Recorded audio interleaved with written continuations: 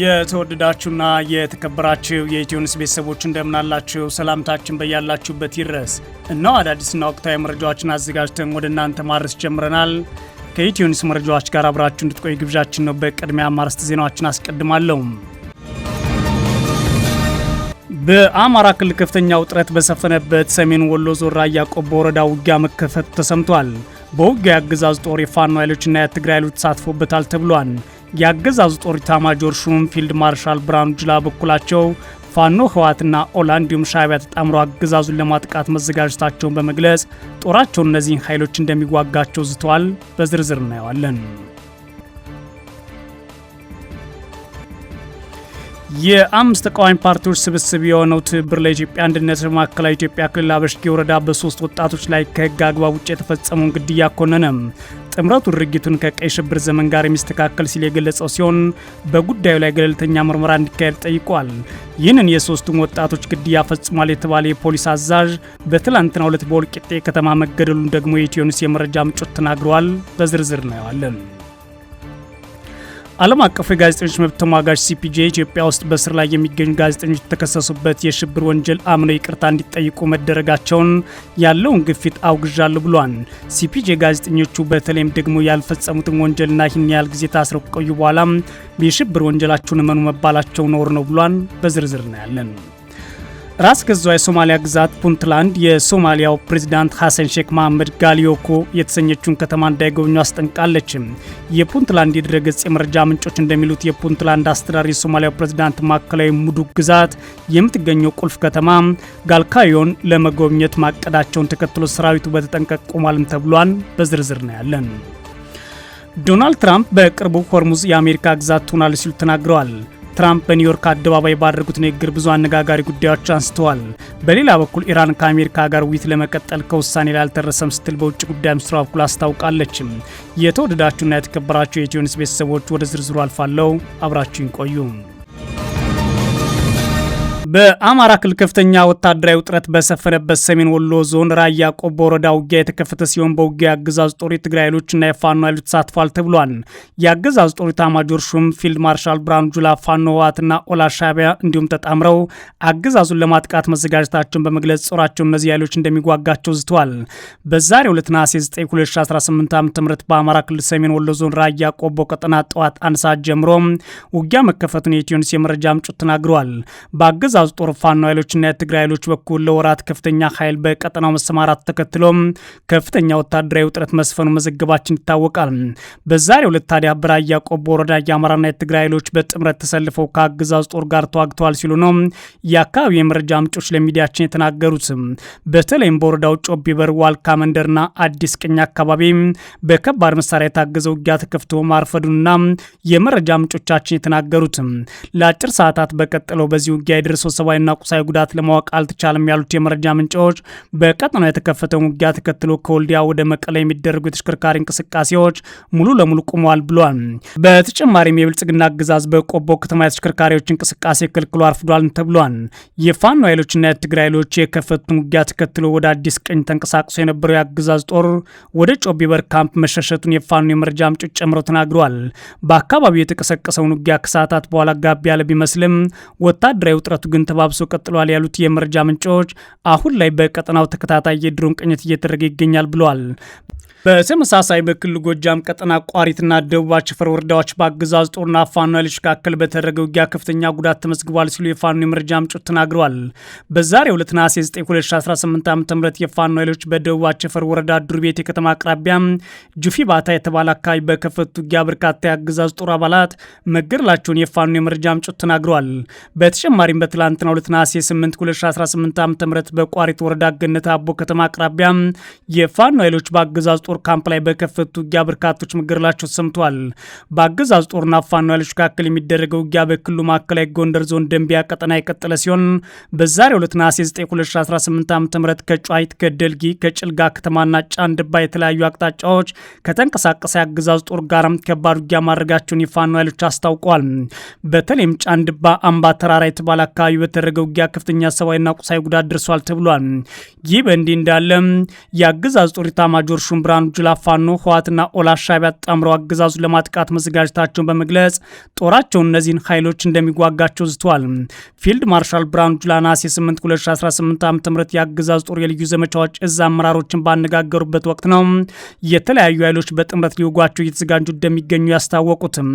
ልዩ ዘመቻዎች እዝን የመከላከያ ዋነኛ ስትራቴጂካዊ መች ኃይል ነው ሲሉ ያሞካሹት የአገዛዙ ጠቅላይ ኤታማዦር ሹም ብርሃኑ ጁላ ይህ የልዩ ዘመቻዎች እዝ የጥምረት ኃይሎችን የጥፋት እግራቸውን በመስበር እብሪታቸውን ማስተንፈስ አለባቸው ሲሉ ዝተዋል። አገዛዙ የጥምረት ኃይሎች ወይም ጽምዶ ሲል የጠራቸው ፋኖ ህወሓትና ሻዕቢያ ጥምረት መፍጠራቸውን ባልገለጹበት ሁኔታ የብልጽግና አገዛዝ በተደጋጋሚ ጥምረት ፈጥረው ሊያጠቁኝ ተዘጋጅተዋል ማለቱን ቀጥሏል። ብርሃኑ ጁላ አክለው የጽምዶ ኃይሎች ያሏቸው አካላት ለወዳቸው የሚጓጓ አድርገው በማጣጣል ላለፉት 8 ዓመታት ከገዛ ወገኑ ጋር ጦርነት ውስጥ የሚገኘውና እሳቸው የሚመሩትን ሰራዊት ደግሞ ለሀገር የሚጓጓ አድርገው አቅርበዋል። ፊልድ ማርሻል ብርሃኑ ጁላ ሻዕቢያ ከጀምሮ ኢትዮጵያን ከባህር በር ለማራቅ ከታሪካዊ ጠላቶች ጋር ጽምዶ ፈጥሮ ነበር የሚለው የቀደመ ንግግራቸውን ዛሬም በመድገም አሁንም ህወሓት ፋኖና ኦላን ጨምሮ አራቱም ኃይሎች ጽምዶ ፈጥረውብናል ሲሉ ተናግረዋል። ፊልድ ማርሻል ብርሃኑ ጁላም ሆነ ሌሎች የብልጽግና አገዛዝ ወታደራዊ ፖለቲካዊ አመራሮች የተለያዩ ኃይሎችን ስም በመጥቀስ ጽምዶ ፈጠሩብን በሚል በተደጋጋሚ ሲነገሩ ቢደመጥም ጽምዶ ፈጥረዋል የተባሉ ኃይሎች እኩል ግን እስካሁን በይፋ የተሰጠ የጋራ መግለጫም የለም። ሆኖም የብልጽግና አገዛዝ እየታገሉ የሚገኙ ኃይሎች አመራሮች በተናጥል ለሚዲያ በሚሰጧቸው ቃለ ምልልሶች የጸረ ብልጽግና ኃይሎች የትብብር ውይይት እየተደረገ እንደሚገኝ ሲናገሩ መደመጣቸውን መዘገባችን ይታወሳል። የአምስት ተቃዋሚ ፖለቲካ ፓርቲዎች ስብስብ የሆነው ትብብር ለኢትዮጵያ አንድነት በማዕከላዊ ኢትዮጵያ ክልል አበሽጌ ወረዳ በ3 ወጣቶች ላይ ከህግ አግባብ ውጭ የተፈጸመውን ግድያ ኮነነ። ጥምረቱ ድርጊቱን ከቀይ ሽብር ዘመን ጋር የሚስተካከል ሲል የገለጸው ሲሆን በጉዳዩ ላይ ገለልተኛ ምርመራ እንዲካሄድም ጠይቋል። ይህንን የሶስቱ ወጣቶች ግድያ ፈጽሟል አስፈጽሟልም የተባሉ የፖሊስ አዛዥ በትላንትናው ዕለት በወልቂጤ ከተማ ውስጥ መገደላቸውን ደግሞ የኢትዮ ኒውስ የመረጃ ምንጮች ተናግረዋል። የፖለቲካ ፓርቲዎች ጥምረት ዛሬ ቅዳሜ ባወጣው መግለጫ ተመስገን ጌታቸው፣ ይታገሱ አሰግደውና ግዛው ግርማ የተባሉ 3 ወጣቶች ፋኖ ናቸው በሚል ሐምሌ 24 ቀን 2018 ዓ.ም በናቻ ቁሊት ቀበሌ መገደላቸውን አስታውቋል። ወጣቶቹ እጃቸውን መታሰራቸውና ድብደባ እንደተፈጸመባቸው የሚያሳይ የተባለው ፎቶግራፍ በማህበራዊ ሚዲያ በስፋት ተሰራጭቷል። ከፍተኛ ተቃውሞን ቀስቅሷል። ታዲያ መግለጫ ወጣቶቹ ከህዝብ ማመላለሻ ሚኒባስ ተሽከርክረው በኃይል እንዲወርዱ ተደርገው በቀይ ሽብር ዘመን ሲደረግ ከነበረው በላይ እጅግ የሰብአዊ በሆነ መንገድ መገደላቸውን ፓርቲዎቹ አረጋግጠናል ብለዋል። የአካባቢ ምንጮች ጠቅሶ ጥምረቱ ይፋ እንዳደርገው ከሆነ ከተጎጂዎች አንዱ የሆነው የይታገሱ አሰግደው ወንድም ቀደም ሲል ከሐዋሳ ተይዞ በተመሳሳይ ሁኔታ ተገድሏል። ይህ ግድያም ቤተሰብንና ማንነትን መሰረት ያደረገ ሊሆን እንደሚችል አመላካች ነው ብሎታል። በተጨማሪም በዚሁ አበሽጌ ወረዳ ዳርጌ ቀበሌ ውስጥ ከወር በፊት ያለ ህግ አግባብ ተገድሏል የተባለው የወጣት ግዛቸው ግርማይ ጉዳይም በተመሳሳይ ጠቅሷል። ግዛቸው በማህበረሰብ ውስጥ የሚከበርና ለብዙ ወጣቶች የስራ ዕድል የከፈተ የስራ ፈጣሪ ነበርም ብሏል። የፓርቲዎቹ ጥምረት በመግለጫው በተያያዘ ሳምንት ላይ 3 ወጣቶች በጉራጌ ዞን አበሽጌ ወረዳና አካባቢው ከህዝብ ማመላለሻ ተሽከርካሪ በኃይል እንዲወርዱ ተደርገው ከተወሰዱ በኋላ መገደላቸውን የሚገልጹ ዘገባዎች ከተሰራጩ በኋላ የአይን እማኞችን ጠቅሶ የወጡ መረጃዎች ጭምር ትክክል ናቸው ብሏል። ግድያው ከአካባቢ ፖሊስና ሚኒሻ ጋር በመተባበር በአገዛዙ መከላከያ ኃይል ወይም በመንግስት ጸጥታ ኃይሎች የተፈጸመ ነው ተብሏል። አካባቢውን የኦሮሚያ ክልል የፖሊስ ኃላፊዎች ጭምር እንዲሁም ወታደራዊ አመራሮች በኮማንድ ፖስት የሚያስተዳድሩትና የሚገመግሙት ነው። የማዕከላዊ ኢትዮጵያ ሰላምና ጸጥታ ቢሮ የተባለውን ግድያ በይፋ ባያምንም በአገዛዙ ኃይሎች መፈጸሙን ያላረጋገጠ ሲሆን ቢሮው ላይ ኃላፊ የተባሉት ግን ተመስገን ካሳ የተባሉ ነሐሴ 6 ቀን 2018 ዓ.ም በሰጡ መግለጫ የአገዛዙን የሰላም ጥሪ ያልተቀበሉ በአበሽጌ አካባቢ ባሉ ታጣቂዎች ላይ እርምጃ ወስደናል ሲሉ ተናግረዋል።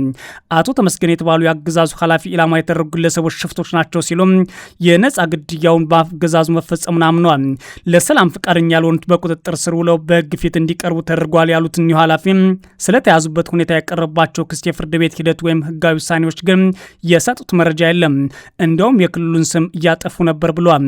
ነገር ግን በዚሁ መኪና አውርደው እነዚህን 3 ወጣቶች አካባቢ ላይ ገድሏል የተባለ የአካባቢ ፖሊስ በትላንትናው ዕለት መገደሉ ታውቋል።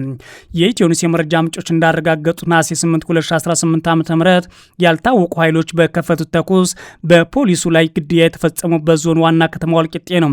ዋና ሳጅን አብዲ ሙህዲን የተባሉት የአገዛዙ የጸጥታ አባል በወልቂጤ ከተማ ትላንት 6 ሰዓት አካባቢ ቡና ጠጥተው ሲነሱ ሆቴል በር ላይ በ5 ጥይት ተመትተው ተገድለዋል ያሉት የመረጃ ምንጮቹ ይህን ተከትሎም በወልቂጤ ገጠራማ አካባቢዎች ማታውኑ ከታጠቁ ኃይሎች ጋር የአገዛዙ ጦር ውጊያ ሲያደርግ አምሽቷል ብለዋል። ዓለም አቀፉ የጋዜጠኞች መብት ተሟጋጅ ድርጅት ኢትዮጵያ ውስጥ በስር ላይ የሚገኙ ጋዜጠኞች የተከሰሱበት የሽብር ወንጀል አምነው ይቅርታ እንዲጠይቁ ተደርጓል ያለውን ጉዳይ አወገዘ። ለጋዜጠኞች መብት የሚሟገተው ተቋም ላለፉት 3 ዓመታት ፍትህ እየጠበቁ በስር ላይ የሚገኙት 5 ጋዜጠኞች ነጻነታቸውን ለማግኘት በግጭት ውስጥ ተሳትፎ እንደነበራቸው አምነው ይቅርታ እንዲጠይቁ ከማስገደድ ይልቅ በአስቸኳይ እንዲለቀቁ ትላንት ባወጣው መግለጫው ለኢትዮጵያ ባለስልጣናት ጥሪውን አቅርቧል። በአማራ ክልል በተፈጠረው ጦርነትና አለመረጋጋት ላይ በሰሯቸው ዘገባዎች ምክንያት 5 ጋዜጠኞች የሽብርተኝነት ክስ መስርቶባቸው የታሰሩት ከ3 ዓመታት ገደማ በፊት እንደነበረ ተቋሙ አስታውሷል። የጋዜጠኛ ጎበዝ ሳይ፣ መስከረም አበራ፣ ገነት አስማማው፣ ዳዊት በጋሻው፣ አባይ ዘውዱ ጠበቃ የሆኑት ሰለሞን ገዛይ ለሲፒጄ እንደገለጹት እስረኞች የተጠየቁት ራሳቸው ወንጀለኞች የሚያደርግ የይቅርታ ደብዳቤ አንፈርምም ብለዋል። አክለውም ጠበቃው የእስር ቤት ኃላፊዎች ደንበኞቻቸው በጋዜጠኞች መስራት እናቆማለን የሚል ቃል ገብተው ጭምር የተባለውን ደብዳቤ እንዲጽፉ እንዳስፈራሯቸውና ከሌሎች እስረኞች እንደነጠሏቸው መግለጻቸው ተጠቅሷል። እነዚህ 5 ጋዜጠኞች ለዓመታት በእስር ላይ ከቆዩ በኋላ ፍርዳቸው ካዘገዩ በኋላ የኢትዮጵያ ባለስልጣናት አሁን አስገደው በፍርድ ቤት አልፈጽምም ያሏቸው ወንጀሎች ጭምር እንዲያምኑ ግፊት ያደርጋሉ ያሉት የሲፒጄ የአፍሪካ ፕሮግራም አስተባባሪ ሙተውኪ ሞሞ የጋዜጠኞች ስም ዘርዝረው ባለስልጣናቱ እነሱን ለማዋርና ለማታለል ያደርጉታል ያሉትን ጥረት በማውገዝ እንዲለቀቁና የጋዜጠኞች ስራ እንዲሰሩ ጠይቀዋል። ሲፒጄ አያይዞም 300 ፖለቲከኞች፣ ጋዜጠኞችና ሌሎች በአማራ ክልል ካለው ጦርነት ጋር በተያያዘ በሽብር ወንጀል ተከሰሱ የይቅርታ ደብዳቤ እንዲፈርሙ መጠየቃቸው መገናኛ ብዙሃን መዘገባቸውን ማውቂያለሁ ብሏል። እንደ ሲፒጄ መግለጫ ባለፈው የካቲት ወር ፍርድ ቤቱ በጋራ የሚታየው የጎበዜ፣ መስከረም፣ ገነትና ዳዊት ጉዳይ በቂ መረጃ እንዳለውና የፍርድ ሂደቱ እንደሚቀጥል መግለጹን በተደጋጋሚ ቀጠሮ በመለወጡ ጉዳያቸው ዘግይቶ ለመጪው ህዳር 10 ቀን 2019 መቀጠሩን አመልክቷል። አባይን በተመለከተ ግን አቃቢ ህጎች በቂ መረጃ እንዳላቸውና ጉዳዩ መታየት ስለመቀጠሉ ለመወሰን በመጪው ጥቅምት 6 2019 መቀጠሩን ገልጿል። ጋዜጠኞቹ የቀረባቸው ክስ ጥፋተኛ ከተባሉት የዕድሜ ልክ እስራት እንደሚጠብቃቸውም ጠቁሟል። መንግስት ከእስር ለመለቀቅ ሂደት ብሎ የጋዜጠኞች ያቀረበው ሀሳብ ምህረት የሚል ቢሆንም ጠበቃ ሰለሞን ግን ለሲፒጄ እንደተናገሩት በኢትዮጵያ ህግ ይቅርታ የሚሰጠው ተከሳሾቹ የቀረቡባቸው ክሶች ጥፋተኛ መሆናቸው ተረጋግጦ የመጨረሻ ፍርድ ከተሰጠ በኋላ ነው። የ5 ጋዜጠኞች የፍርድ ሂደት ገና ባለመጠናቀቁ ጉዳያቸው አንድም ክሱን በማንሳት አለያም በይቅርታ ሊቋጭ ይገባዋል ሲል ጠበቃቸው ለሲፒጄ ጠቅሷል። ራስ ገዟ የሶማሊያ ግዛት ፑንትላንድ የሶማሊያ ፕሬዝዳንት ሐሰን ሼክ መሐመድ ጋልካዮ ከተማን እንዳይጎበኙ አስጠነቀቀች። የፑንትላንድ የድረገጽ የመረጃ ምንጮች እንደሚሉት ከሆነ የፑንትላንድ አስተዳደር የሶማሊያ ፕሬዝዳንት ማዕከላዊ ሙዱግ ግዛት የምትገኘው ቁልፍ ከተማ ጋልካዮን ለመጎብኘት ማቀዳቸውን ተከትሎ ሰራዊቱ በተጠንቀቅ እንዲቆም አዟል። የፑንትላንድ አስተዳደር የሶማሊያ ፕሬዝዳንት መሐመድ ወደ ጋልካዮ ለጉብኝት የመምጣታቸው ሚስጥር በሰሜን ምስራቅ የሶማሊያ ግዛት አካባቢ ግጭት ለመቀስቀስ ያለመ ዘመቻ ነው ብሎታል። አያይዞም የቀድሞ የፌዴራል መንግስት ፕሬዝዳንት ሐሰን ሼክ መሐመድ ፑንትላንድ ላይ ግጭት ለመፍጠር ጥረታቸውን አላቋረጡም ያለው የፑንትላንድ አስተዳደር መግለጫ የፕሬዝዳንት መሐመድ ጋልካዮን የመጎብኘት እቅድ ተቃውሟል። እንዲያም ሆኖ የፑንትላንድ ባለስልጣናት ያቀረቡት ክስ የሚያጠናክር ማስረጃ ግን አላቀረቡም ይላል ዘገባው። የሶማሊያ ፕሬዝዳንት ግን የፌዴራል መንግስት ከየትኛውም ግዛት ጋር የፖለቲካ ልዩነት ቢኖር እንኳን ግጭት ውስጥ እንዳልገባ መናገራቸው ተገልጿል። የፑንትላንድ ማስጠንቀቂያ የተሰማው የራስ ገዟ ኃይሎች በሰሜን ጋልካዮ ወታደራዊ ጦር ሰፈር ላይ ከፌዴራል መንግስት ወታደሮች ጋር ኃይለኛ የተባለውን ውጊያ አድርገው ከ100 በላይ ተዋጊዎች ማስራቸውን ይፋ ካደረጉ ካሳወቁ ሳምንታት በኋላ ነው። ፑንትላንድ በጎርጎሮሳውያኑ 2024 የሶማሊያ ፓርላማ አወዛጋቢውን የህገ መንግስት ማሻሻያ ካደረገ በኋላ ለፌዴራል መንግስት ተቋማት የሰጠችው እውቅና ማንሳቷን በይፋ ማስታወቋ ይታወቃል። ዶናልድ ትራምፕ በቅርቡ ሆርሙዝ የአሜሪካ ግዛት አካል ይሆናል ሲሉ ተናግረዋል። ኢራን ደግሞ ከአሜሪካ ጋር ውይይት ለመቀጠል ከውሳኔ አልደረስኩም ብላለች።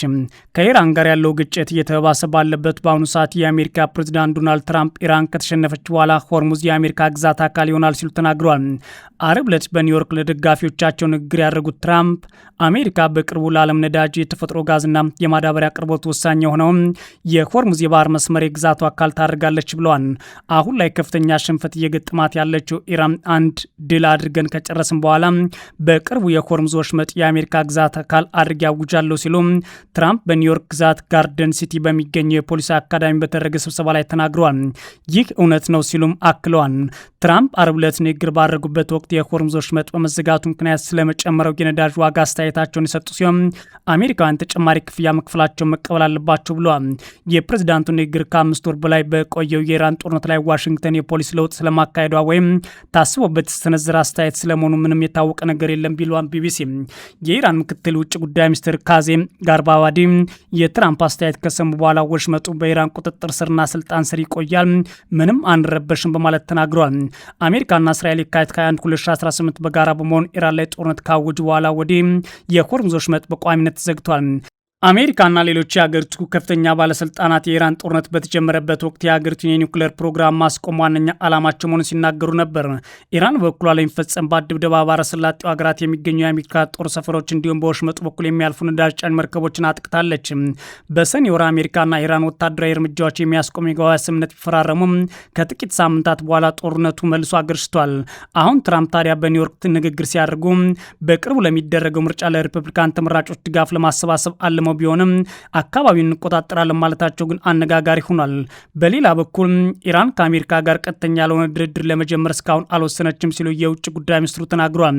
በአደራዳሪዎች አማካኝነት የሚደረጉ የመልእክት ልውውጦች ወደ ድርድር እንደተመለሰች ተደርጎ ሊተረጎም አይገባም ብለዋል።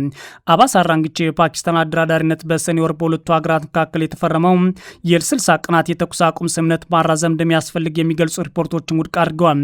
በኢስላማባድ የመግባቢያ ሰነድ ውስጥ የተካተቱ የጦርነቱ ማብቃት እንጂ የተኩስ አቁም ስምምነት አልነበረም ሲሉ ለኢራን ኢስና የዜና ወኪል ተናግሯል። ዩናይትድ ስቴትስ ስምምነቱን ጥሳለች፣ እናም ጦርነቱን ዳግም ቀጥሏል። ስለዚህ የ60 ቀናት የተኩስ አቁም ስምምነት ማራዘም አስፈላጊ አይደለም ብሏል። በመግባቢያ ሰነዱ ውስጥ የተጠቀሱ የ60 ቀናት የተኩስ አቁም የመጨረሻው ስምምነት ላይ ለመድረስ የሚደረጉ ድርድሮች ላይ ለማተኮር ነበር ሲሉ መናገራቸውንም ቢቢሲ ዘግቧል። የተወደዳችሁና የተከበራችሁ የኢትዮ ኒውስ ቤተሰቦች መረጃዎቻችን የተከታተላችኋቸውን ይመስላሉ። መልካም ጊዜ እመኛለሁ።